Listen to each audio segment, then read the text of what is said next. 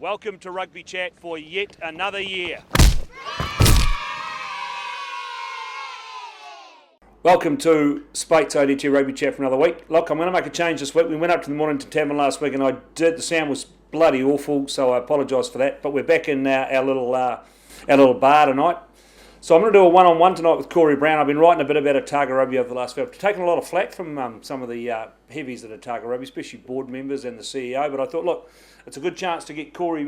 Cory's just been telling me he hasn't been here since 2003, so he's back this year. So Cory, welcome along to Rugby Chat.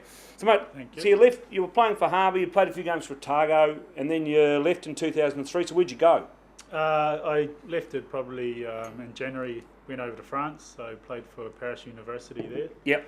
Spent 6 months playing there and had a pretty good season with them, and we ended up winning every game that I played, so we won the championship of France, which is called Le Bouclier, so it was pretty special. And then you went on to play second division, did you? Yeah, so from that time when I played there, I ended up getting a contract for Tarbes, which is down between Toulouse and Pau. Pau's about probably 25 kilometres away. Pau, these boys that have now made it up into so when I Division was playing, Pau were in second division, and they went to first division, but they went back to second. Okay.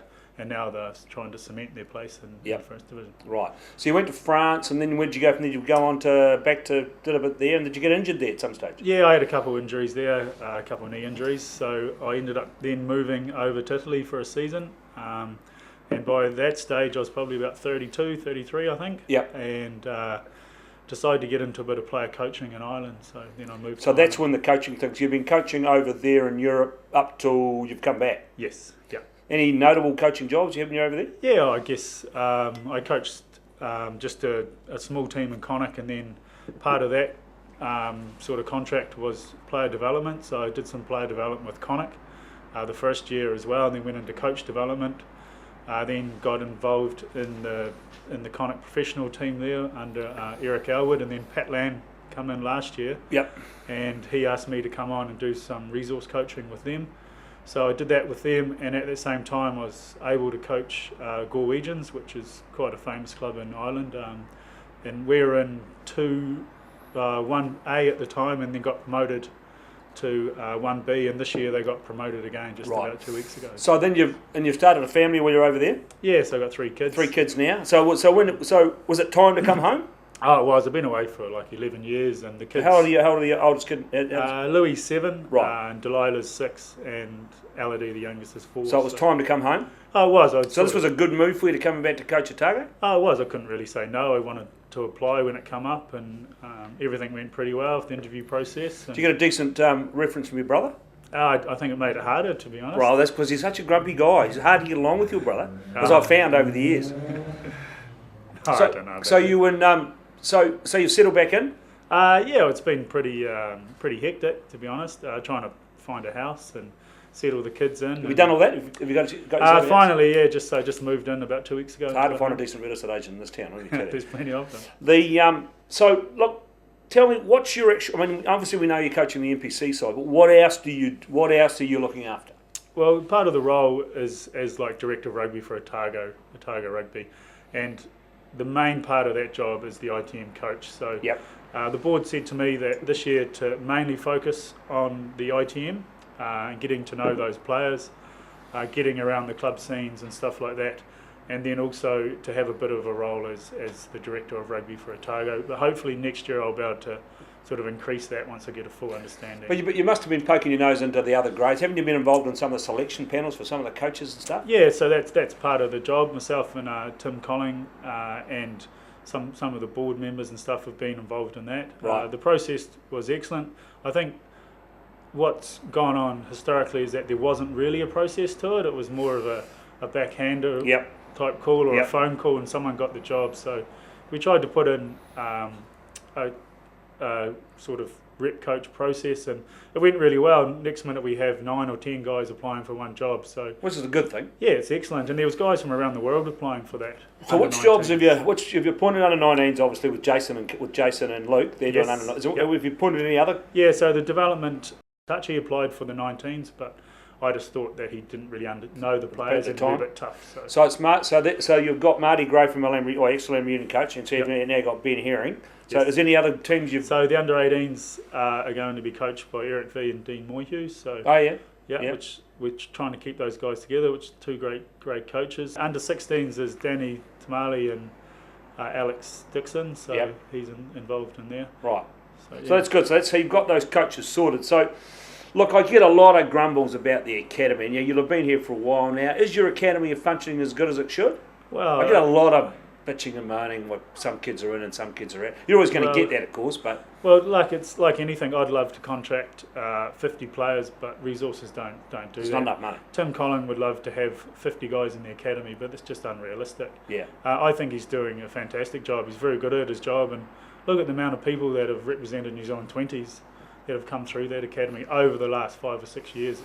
Okay, so you think that's going okay? Well, we'll probably agree to disagree on that. Look, I noticed you talked about the Ricky Riccatelli thing. You might have talked about in the ODT yesterday. Now, from my understanding, like Ricky, I understand we've got two really good contracted holders, right? So we've got Sam and Liam Cotman. So my understanding was we had the chance to sign Ricky Riccatelli for one of those $2,500 contracts. We said no, and then he's gone to somebody else for $10,000.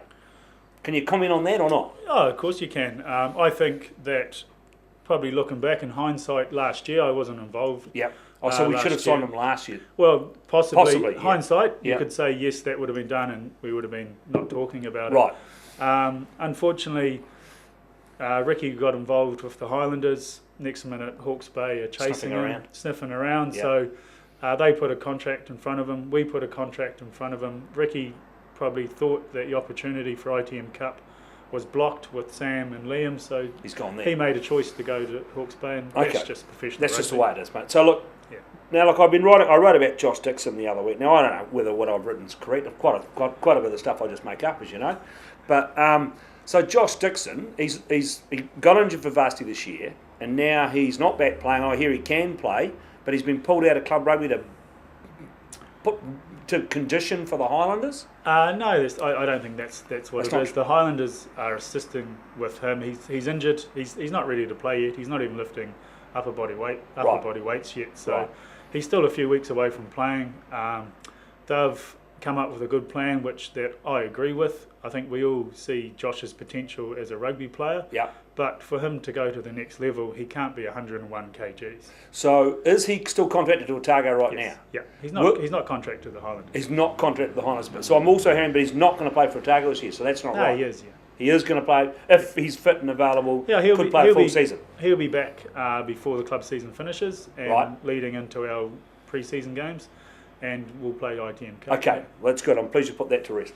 Look, I'm getting a lot of drama from Eels. I'm always getting drama from the Eels. They're going on. They feel their boy's been their favourite son. Josh Casey's being overlooked and just not wanted. Where does Josh Casey sit? I mean, you're obviously struggling with first five now that you've lost Hayden. That's obviously a massive blow for you. Yeah, it's disappointing. So is Josh Casey in the mix here at all? Of course, yeah. He's been training with us for nearly 2 weeks now. So is he training with you guys now? Yeah, he's been brought into the training group. Same thing. Unfortunately, we're restricted by resources. We can't bring in 60 guys into the gym in the mornings. We don't have the space. So Josh is coming in on the Mondays and Wednesdays, and he's impressing at club, and he impressed the 2 weeks I've seen him. So now, look, you may not have brought these guys in, but there's a couple of guys who arrived in town. We've got Matthew Dwyer, and we've got the little English halfback who's just arrived, I hear. Yes. So have you been? How involved in those two kids have you been? I haven't been that involved in it. I got a message from their agents or people that are involved with them, and they asked, is there an opportunity in Otago? And I just said, if they're prepared to come to Dunedin and play club rugby, there's always an opportunity. And that's our policy at Otago Rugby, is to pick local guys. So if you're prepared to come from around the world, pay your own flights and arrive in Dunedin and play club rugby, I'll certainly pick you. If you're good enough, you'll get picked. Right, so the kid that's arrived, the wee halfback, Matthew Dwyer's already played a few games, big number 8 that he is. He's a young kid. He looks good going forward. None of was that good going backwards at this stage. But Not many players are. the wee halfback. So the halfback. Do you know much? What's his name? Ed. I don't know much about him. Meeting You don't tomorrow. know, right? Just to say so you hello. don't know a lot about him. You've seen his CV, and that's about it, I suppose, is it? Yeah, that's all. I just same message I give everyone. So there's been no money to those kids from, not at all, from you guys. No. So why did you send them out to Dunedin? No. That's where they've gone. Yeah, someone's been in touch with Dunedin Rugby Club, and Right. next minute they're playing for Dunedin. Okay, cool. So, we get CVs across the desk, and I ask Perky, who's looking for a player, and that's the way it goes. That's the way it goes. Yeah. So is there any others coming in that you know of? Are they the only two that have sort of arrived There's this another year? another young fella from Auckland come down, Sam Fennell. And who's he playing for? He's for Green Island. So he got injured after a couple of matches. Okay. Where was he playing? He's number 8. Number 8. 6, number 7. Right. Okay, so he's the only other one that's arrived in town this year. So your standard message is, we can't pay you, you come down here, and then we'll see how good you are. I think that's what's happened in the past, is that guys have been contracted before they arrived. Sight unseen. Sight unseen. Next minute you don't know, they turn up injured, and it's too late, they've already contracted. So let's have a look at them, let's get our medical staff and put them in the environment.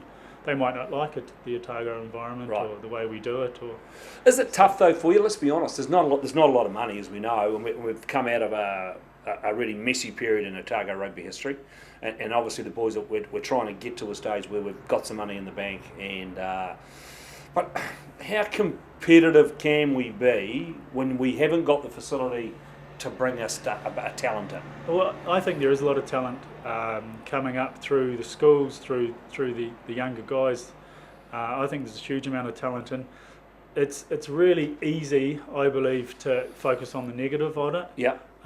And like as a rugby player, you can always it's pretty easy to focus on what they have to work on, but most of these guys are actually good rugby players. Let's focus on that, give them a bit of belief in themselves, and hopefully they come through and shine, and we have a good ITM Cup. So from an outsider looking in and looking around, you look at NPC rugby now, and there's and all those teams that are going well, there's 4 or 5 top line players, and they've normally got like an astute first 5, and they've got a good halfback, they've got a big ball running Lucy, and then they've got some sort of game breaker, either in the midfield or out wide. Have we got that? I think we have, yeah.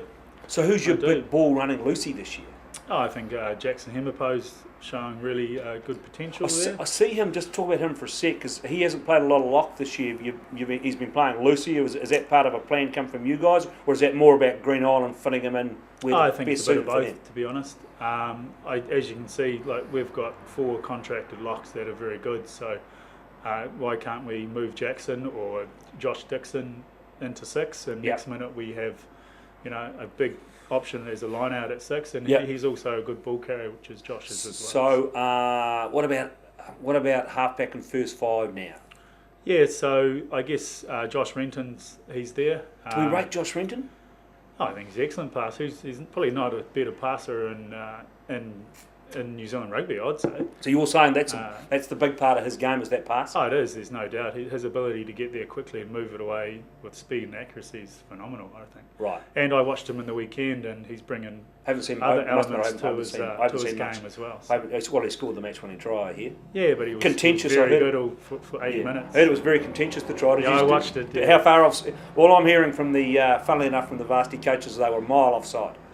Oh, well, yeah, it's probably they're standing at the wrong end of the pitch to call that, because I was at the other end. Right.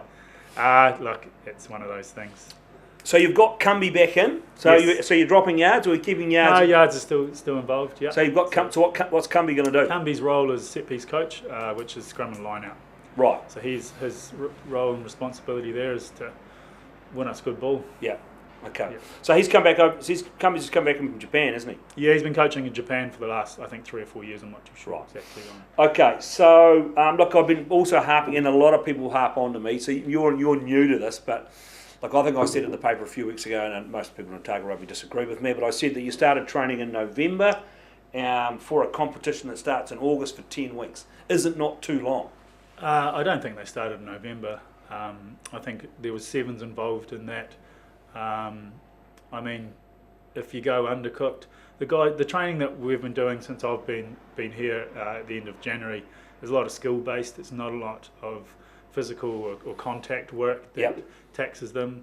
We're trying really hard to work with the clubs and to make everyone available for club rugby, unless they're injured. And I think no one's been pulled out of club rugby unless they've been injured so far. Right. And that's going to continue. But we do have to, think of the big picture and monitor those guys that we have contracted. We have a group of guys that aren't contracted. How many contracted now? About 24, I 24. think, off the top of my head. Right. Yeah. Okay. So you don't think they're training too long. So, look, we've got a few other things to get on to. But look, so we finished second last year, and it's sort of a self-fulfilling prophecy. Our crowd numbers dropped. And I really can't see, unless we start getting some wins under the belt early, whether we can bring those crowds back up, because we can't get the crowds up. The boys aren't making enough money. It's getting hard to get sponsors in. So from what I know it's early days, but from what you've seen so far, are we going to go in the positive direction in terms of, are we going to go up that ladder with the players? Oh, there's no doubt. Yeah, I think they're a year older. They're hurting from what happened last year. I think everyone that was involved, they weren't happy where they finished, and I think the only way is that we're going to go up, and the players have to believe that, and that's the nature of rugby and professional rugby. You're judged on your results at the end of the day. I just hope as a coach that my beliefs to try and develop them and make them better rugby players, and if I can do that, I'll be happy, and if they can all try and improve and develop, I think that we will head up the ladder. Right, mate, we better move on to the Form 15, because I've got a few changes to make. I'll talk you through these as we go, and you can tell me I'm miles off the pace. We'll look at the forwards first. At open side, at 100 years of age, I'm only bringing him in because Johnny Appleby's going from Kaikoura. What do you think of him on Saturday? He's not a bad wee player. No, he's good, yeah. I'm putting Chris Bell at 105 years of age, only because Snowy from Spates thinks that he's his favourite player. Harmy Toma's coming in for Radu Dwyer. Now, is he one of your contracted boys? Yes, he's just contracted, yep. It's just been recently contracted. Yep. Big, hard running, he'd be a guy that can carry the ball for you. Can. I'm bringing in Harmy Toma because he worked so hard for Dunedin. I'm actually bringing in 3 Dunedin boys, which doesn't make sense for me really, but I'm going to do that. I'm going to bring in Mark Reeve-Dunn. I think I'm actually dropping Jackson, but mainly because he's not playing a lot. So I'm bringing in Mark Reeve-Dunn. There's a 120k guy you should put on your team. And I'm bringing in Donald Brinkhouse. Now, are you impressed with this guy? I'm going to drop this to Sasagi. Thought he was pretty average for Pirates on Saturday. So Brinkhouse, he lost a lot of weight, this boy. Yeah, he's working hard. He's maintaining that weight, which is the key. And him playing 80 minutes, it's going to be good for Dunedin, and it's going to be good for Otago. I see he's now out again. He's injured, so he's not playing this weekend. I'm bringing in Glenn Beadle at 14. I'm dropping Matt Jones. This is the kid from Kaikoura. He's pretty quick.